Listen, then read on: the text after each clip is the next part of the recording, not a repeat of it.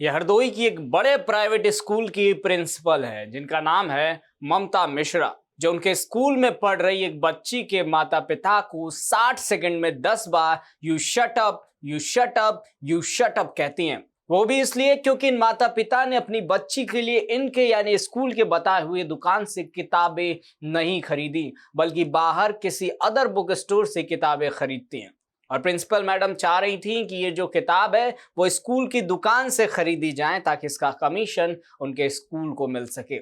24 अप्रैल को जब नीलम वर्मा नाम की एक अभिभावक अपनी बेटी को लेने स्कूल आई तो स्कूल प्रबंधन ने बाहर से खरीदी गई कॉपियों को अमान्य बताते हुए जबरन 12,000 रुपए की नई किताबें स्कूल की दुकान से खरीदने का दबाव बनाया। जब नीलम ने कुछ दिनों की मोहलत मांगी तो प्रिंसिपल ममता मिश्रा ने उन पर भड़क उठी। वीडियो में साफ सुनाई देता है कि ये madam bar bar you shut up, get lost, काटो बच्चे का नाम, तुरंत रजिस्टर से नाम हटाओ, आ गए तमाशा करने, भागो यहां से जैसे अपमानजनक बातें कह रही हैं। आप इस वीडियो को एक बार पूरा देखिए, इसके बाद इस पूरी खबर को हम विस्तार से देखेंगे। मैं सुन रही तमाशा लेके जाओ यहाँ से बच्चा, मैं नहीं रखूंगी। काटना नहीं कर सकता, पढ़ाना नहीं आता। चार इकट्ठे हो गए तमाशा करने के लिए, भागो यहाँ से। You shut up, you shut up, shut up, you shut up, shut up। प्यार मोहब्बत 6 घंटे चाहिए तुमको बात समझने के लिए, 6 घंटे चाहिए। बस You shut up, shut up। बच्चे लाके दीजिए प्लीज, बचाइए, लाके दीजिए बच्चे, निकालिए यहाँ से बच्चे, हटाओ रजिस्टर से नाम, तुरंत हटाओ यहाँ से नाम। You shut up, shut up, course खरीदा, shut up। दोस्तों, इस वीडियो में एक तरफ गरीब या कहे मिडिल क्लास माता पिता की मजबूरी है तो दूसरी तरफ स्कूल की मनमानी दिखाई देती है।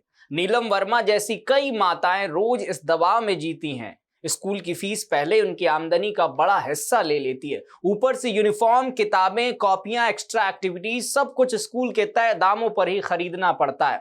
बाहर से सस्ता मिले तो भी नहीं खरीद सकते क्योंकि स्कूल प्रबंधन को कमीशन का फायदा चाहिए। अगर माँ बाप विरोध करते हैं तो बच्चे को इंसल्ट किया जाता है, बच्चे को अपमान का सामना करना पड़ता है या नाम काटने की धमकी मिलती है। चाहे यह शिक्षा है या फिर शिक्षा के नाम पर एक खुला व्यापार। इस वीडियो के वायरल होने के बाद प्रिंसिपल ममता मिश्रा ने एक सफाई वाला बयान जारी किया।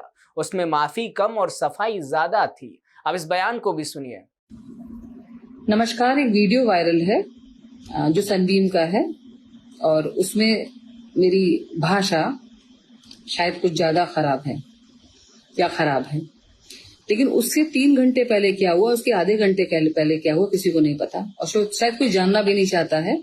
और मेरी शिक्षा के ऊपर, मेरी परवरिश के ऊपर, मेरी उम्र के ऊपर, सबके ऊपर खूब सारे सवाल उठाए जा रहे हैं। अच्छी बात है, उठाना चाहिए, आसान है। ये जो जिन्होंने वीडियो बनाया है और जो लोग कुछ खड़े हैं, इसके पीछे तथ्य क्या है वो जानना बहुत जरूरी है।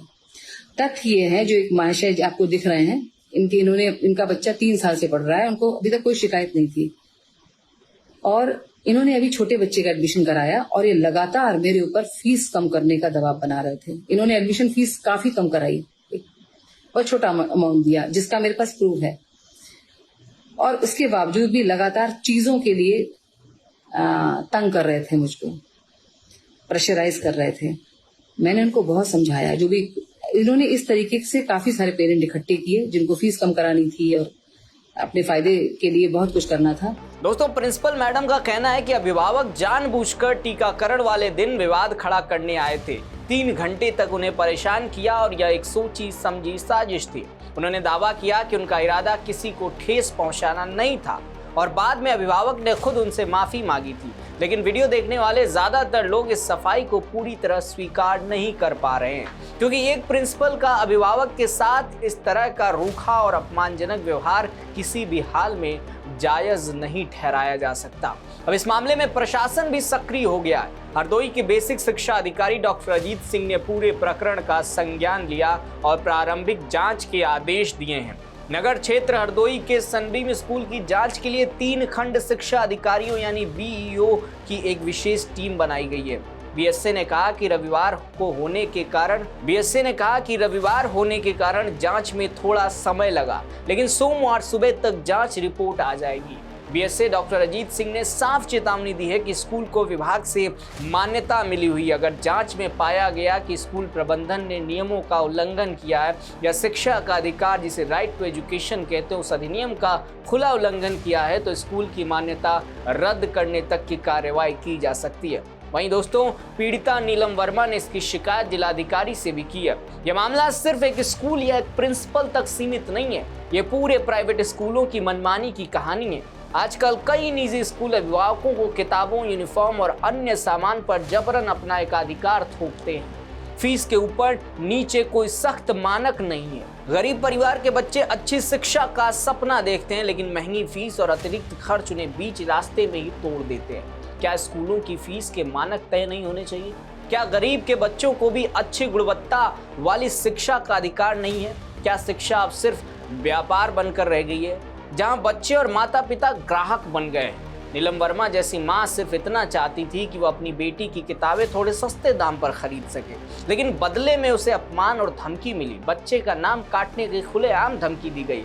इतने सख्त लहजे में एक प्रिंसिपल ने उस अभिभावक से बात किया, जिसको देखने के बाद तमाम लोग कह रहे हैं कि क्या एक प्रिंसिपल एक बच्चे के माँ बाप से इस तरीके से बात कर सकते हैं? यह घटना उन हजारों माता पिता की मजबूरी को दिखाती है जो हर महीने फीस जमा करने के लिए रात दिन मेहनत करते हैं, फिर भी स्कूल प्रबंधन की मनमानी के आगे बेबस हो जाते हैं। बच्चे स्कूल में पढ़ते आते हैं, लेकिन माता पिता को लगता है कि वे स्कूल के सामने अपराधी की तरह खड़े हैं।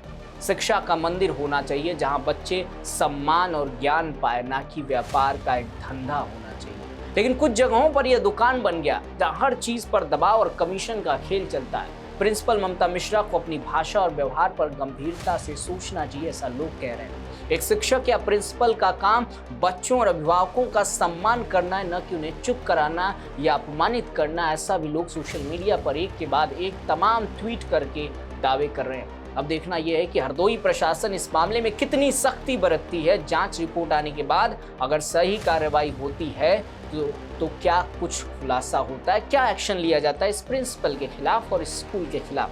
तो सिर्फ इस प्राइवेट स्कूल के लिए नहीं, बल्कि पूरे प्राइवेट स्कूल और शिक्षा व्यवस्था के लिए एक सबक बनेगा जब इसके खिलाफ कोई एक्शन लिया जाएगा। अंत में एक सवाल सबके मन में है कि शिक्षा का उद्देश्य बच्चे को तैयार करना है या अभिभावकों से पैसा वसूलना। जब तक फीस, किताबों और बाकी के खर्चों पर सख्त नियंत्रण नहीं होगा, तब तक ऐसे मामले बार बार सामने आते रहेंगे। माता पिता की मजबूरी को समझिए, बच्चे की पढ़ाई का सपना मत तोड़िए।